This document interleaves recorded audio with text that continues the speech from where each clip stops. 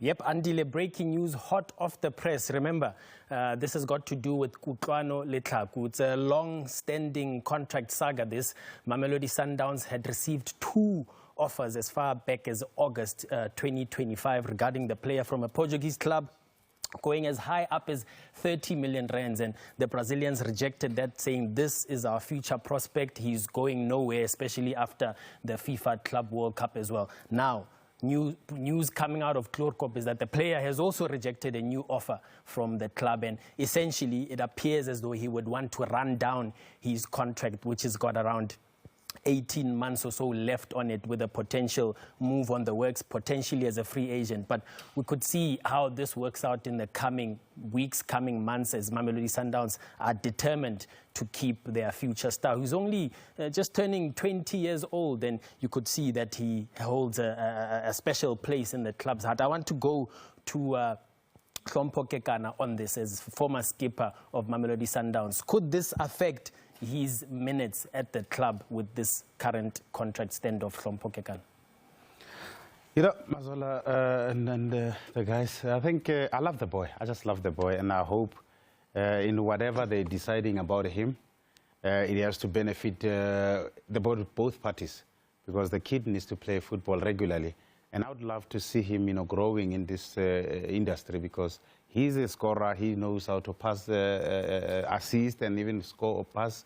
But I don't know if he's at the stage to move overseas now, if he hasn't been hitting the Mamelodi Sundowns first lineup. So it would be very sad to see him going overseas and come back. But it would be very nice to see him going overseas and stay there.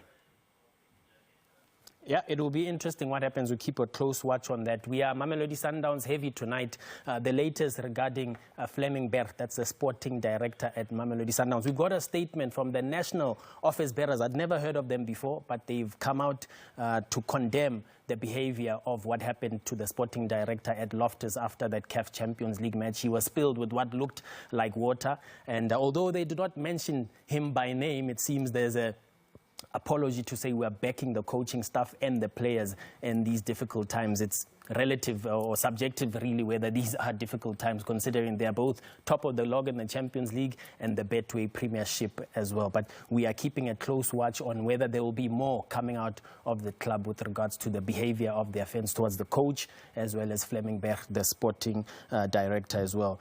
We are now going to move on to more transfer news. It relates to Chiefs captain and goalkeeper Brendan Peterson. This is a story we broke early December, that Kaizer Chiefs were determined on holding on to him when there were rumors circulating that he could sign a pre-contract elsewhere. But Chiefs finally tying him down, triggering that option on his contract to stay for at least one more season up until June 2027. That's the skipper, Brendan Peterson, staying put there. The next one, also transfer-related, as the window closes on the 29th of August on Thursday.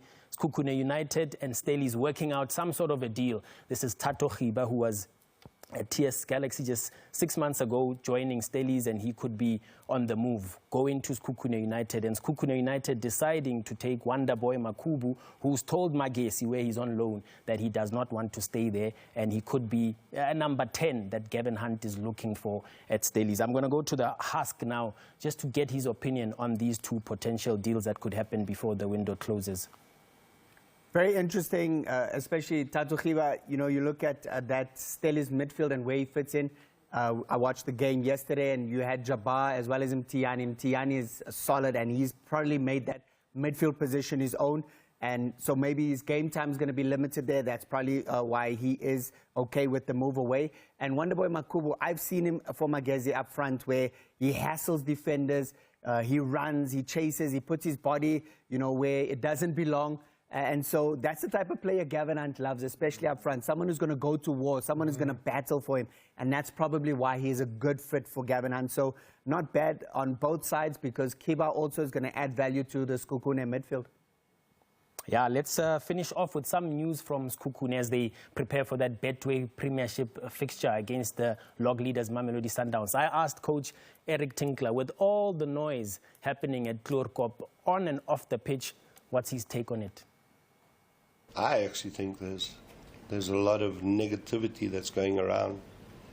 them that is being created for wrong reasons. Sundowns won the league last year with 72 points, am I right? Yeah. So that's an average of 12 points every 5 games. They have exactly that amount.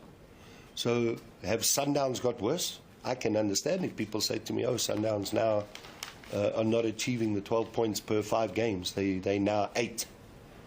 Then I could sit here and say, yeah, there's a problem at Sundowns.